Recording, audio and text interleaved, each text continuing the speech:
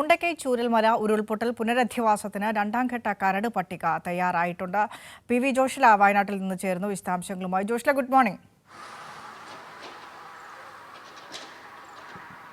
Good morning Minisha.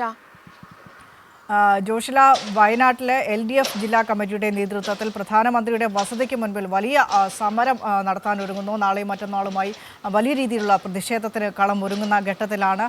കേന്ദ്ര സഹായത്തിന് കാത്തു നിൽക്കാതെ പുനരധിവാസം അതിൻ്റെ ഏത് രീതിയിലാണോ സംസ്ഥാന സർക്കാർ വിഭാവനം ചെയ്തിട്ടുള്ളത്, ടൗൺഷിപ്പ് അടക്കമുള്ള കാര്യങ്ങളിലേക്ക്, അതിൻ്റെ പ്രാരംഭഘട്ടങ്ങളിലേക്കൊക്കെ സംസ്ഥാന സർക്കാർ കേന്ദ്ര സർക്കാരിനെ കാത്തു നിൽക്കാതെ തന്നെ കടക്കുകയാണ്.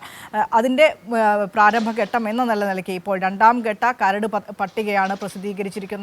ഈ പട്ടികയിൽ എന്തൊക്കെ ഉൾപ്പെടുന്നു, ഈ പട്ടികയുമായി ബന്ധപ്പെട്ട ആക്ഷേപങ്ങൾ ഉന്നയിക്കാനുള്ള ഒരു സംവിധാനങ്ങളൊക്കെ എങ്ങനെയാണ്?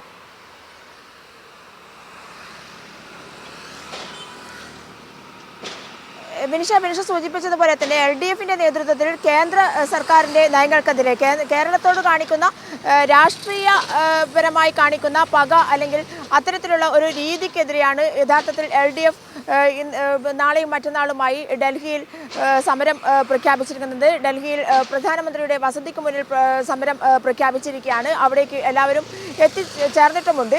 എന്നാൽ അതേസമയം തന്നെ കേരളത്തിലെ സർക്കാർ ചൂരൽമലയിലെയും മുണ്ടക്കൈയിലെയും ദുരന്ത ബാധിതർക്കായി നടപ്പിലാക്കിക്കൊണ്ടിരിക്കുന്ന പദ്ധതികൾ 16 പദ്ധതികൾ നടപ്പിലാക്കും. ആ പദ്ധതികളുടെ ടൗൺഷിപ്പ് അടക്കമുള്ള പദ്ധതികൾ അത് കൃത്യമായി ഓരോ ദുരന്ത ബാധിതനും കൃത്യമായി എത്തണം, ഓരോരുത്തരുടെയും കൈകളിലേക്ക് തന്നെ ആ പദ്ധതികൾ എത്തണം എന്നുള്ളതുകൊണ്ട് വളരെ വിശദമായി സൂക്ഷ്മമായി പരിശോധന നടത്തി എല്ലാ കാര്യങ്ങളിലും സർക്കാർ തലത്തിൽ ഓരോ ഡിപ്പാർട്ട്മെന്റുകളിലും ആയിട്ടാണ് ഈ പദ്ധതികളെല്ലാം തന്നെ നടപ്പിലാക്കാൻ വേണ്ടി സർക്കാർ തീരുമാനിച്ചിരിക്കുന്നത്.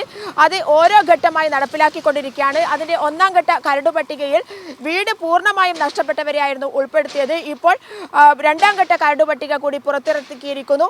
ആ രണ്ടാം ഘട്ട പട്ടികയിൽ ഇതിൻ്റെ പ്രദേശത്തുള്ള ഭാഗികമായി വീട് തകർന്നവരുടെയും അത്തരത്തിലുള്ള ആളുകളുടെയും ഒക്കെ ഒരു കരട് പട്ടികയിൽ ഉൾപ്പെട്ടിരിക്കുന്നു എന്നുള്ളതാണ്. ഇനിയും ഓരോ പട്ടികയായി പുറത്തുവിട്ടുകൊണ്ടിരിക്കും. ഓരോ സഹായങ്ങൾ സർക്കാർ പദ്ധതിയിൽ ഉൾപ്പെട്ട സഹായങ്ങളെല്ലാം തന്നെ സർക്കാർ വാഗ്ദാനം ചെയ്ത സഹായങ്ങളെല്ലാം തന്നെ കൃത്യമായി നടപ്പിലാക്കണം എന്നുള്ളത് കൊണ്ട് തന്നെയാണ് സമയബന്ധിതമായി കൃത്യമായി ഓരോ കാര്യങ്ങളും പദ്ധതികളും പുറത്തുവിട്ടുകൊണ്ടിരിക്കുന്നത്. അതിൻ്റെ ഒരു നടപടിക്രമങ്ങളുമായി സർക്കാർ മുന്നോട്ട് പോയിക്കൊണ്ടിരിക്കുകയാണ്. കേന്ദ്രത്തിൻ്റെ വിഹിതം ആവശ്യപ്പെടുന്നതോടൊപ്പം തന്നെ നമുക്കറിയാം കേന്ദ്ര സർക്കാർ എന്താണ് ചെയ്തത് എന്നുള്ളത്. വായ്പ തുക കൊടുക്കുകയും 526 കോടിയോളം വായ്പ എന്നുള്ള രീതിയിൽ കൊടുക്കുകയും ദുരന്ത ബാധിതമായ വയനാടിനെ തീരെ അവഗണിക്കുകയും ദുരന്ത സഹായം ഒന്നും തന്നെ തരാതിരിക്കുകയും ചെയ്യുന്ന ഒരു സാഹചര്യത്തിൽ പോലും തങ്ങൾക്കാവുന്ന വിധത്തിൽ കേരള സർക്കാർ അതിനെ എല്ലാ രീതിയിലും ദുരന്ത ബാധിതരെ അതിൻ്റെ എല്ലാ രീതിയിലും കണ്ടുകൊണ്ട് അവർക്ക് എല്ലാ സഹായങ്ങളും നൽകിക്കൊണ്ടിരിക്കുന്ന ഒരു കാഴ്ച അത് കേരളത്തിൽ മാത്രമായിരിക്കും ഒരുപക്ഷെ നമുക്ക് കാണാൻ സാധിക്കുന്നത് എന്നുള്ളതാണ്.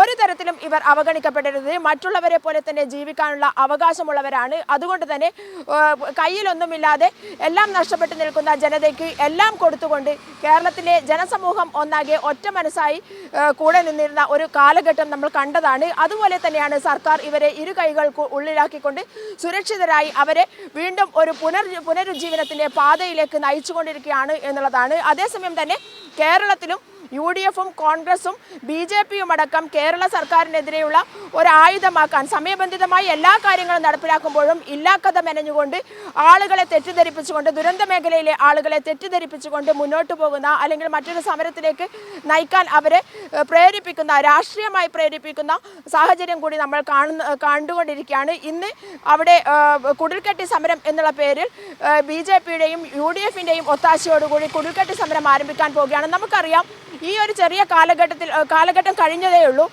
ഓരോ ഘട്ടമായി വലിയ ഒരു ദുരന്തമാണ് നടന്നത്. ആ ഒരു വലിയ ദുരന്തത്തെ അതിജീവിക്കാൻ സർക്കാർ തലത്തിൽ പദ്ധതികൾ നടപ്പിലാക്കണമെങ്കിൽ കൃത്യമായി പഠിച്ച് പഠന റിപ്പോർട്ട് തയ്യാറാക്കിയൊക്കെ വേണം സർക്കാർ പദ്ധതികൾ നടപ്പിലാക്കാൻ. മാത്രമല്ല സർക്കാരിൻ്റെ സാമ്പത്തിക പ്രതിസന്ധിക്കുള്ളിൽ നിന്ന് വേണം ഈ പദ്ധതികളൊക്കെ തന്നെ നടപ്പിലാക്കാൻ.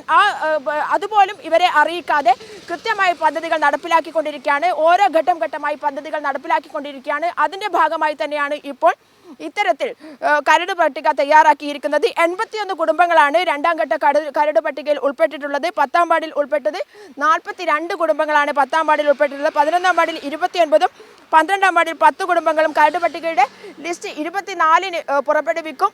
മാത്രമല്ല 10 ദിവസത്തിനകം ആക്ഷേപങ്ങൾ ഉന്നയിക്കാൻ അവസരവും കൊടുത്തിട്ടുണ്ട്. ഈ ആക്ഷേപങ്ങൾ ഉന്നയിക്കാൻ അവസരം കൊടുക്കുക മാത്രമല്ല ചെയ്തിരിക്കുന്നത്, വൈത്തിരി താലൂക്കിലും മേപ്പാടി ഗ്രാമപഞ്ചായത്തിലും വെള്ളരിമല വില്ലേജുകളിലും ഈ ആക്ഷേപങ്ങൾ ഉന്നയിക്കാനും പരിഹരിക്കാനുമായി ഹെൽപ്പ് ഡെസ്കുകൾ അടക്കം രൂപീകരിച്ചിട്ടുണ്ട് എന്നുള്ളതാണ് മറ്റൊരു വസ്തുത. അതായത് ഒരാൾക്ക് പോലും ഇതൊന്നും നഷ്ടപ്പെടരുത്, എല്ലാവരുടെയും പ്രശ്നങ്ങൾ നേരിട്ട് കേൾക്കാനും പ്രശ്നങ്ങൾക്ക് പരിഹാരം കാണാനും ഹെൽപ്പ് ഡെസ്കുകൾ അടക്കം രൂപീകരിച്ചുകൊണ്ടാണ് ഇത്തരത്തിൽ കരട് ലിസ്റ്റ് തയ്യാറാക്കിയിരിക്കുന്നത് എന്നുള്ളതാണ്. മാർച്ച് 7 വരെ ആക്ഷേപങ്ങൾ ഉന്നയിക്കാം. ആക്ഷേപങ്ങൾ സ്ഥലപരിശോധന നടത്താൻ സബ് കളക്ടർക്ക് ചുമതലയും നൽകിക്കൊണ്ടാണ് ഇത്തരത്തിൽ ഒരു കരട് ലിസ്റ്റ് ഇപ്പോൾ വീണ്ടും 2ാം ഘട്ട കരട് ലിസ്റ്റ് പുറപ്പെടുവിച്ചിരിക്കുന്നത് എന്നുള്ളതാണ് വിനിഷ നമ്മൾ കാണേണ്ടത്.